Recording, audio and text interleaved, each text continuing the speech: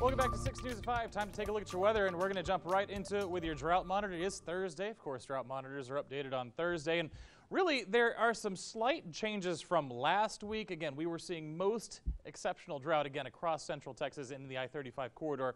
We have taken that back to extreme drought, and we've brought in a little bit of that severe drought into the eastern parts. So that rain we got from Sunday through about Tuesday did help, but again, not really consequential help, as most areas still seeing at least that third level of drought across central Texas. With the dryness, of course, comes the heat. Back up to 94 today. Again, still well above average, about 7 degrees. Not really approaching the records, which is great news, and our mornings are fairly comfortable.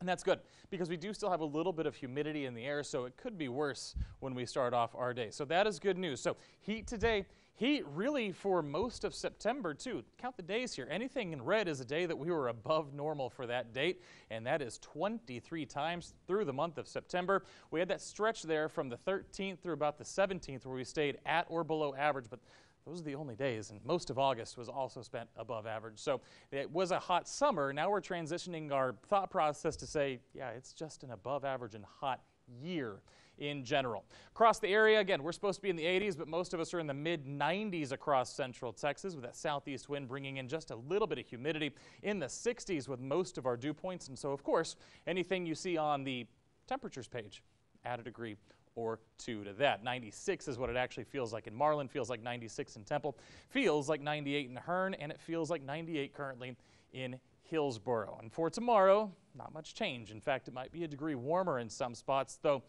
as we look at these numbers, let's start thinking our thought processes out a little bit further, because the weather over the next several days isn't going to change much. Let's go ahead and take a look at what we're looking at for next week. So we have this trough across the west. This is Monday morning. It's moving its way across the western parts of the United States, and as it approaches Texas, you see this trough, it's going to start to upset our weather just a little bit, and as it does so, that increases rain chances by the middle of the week.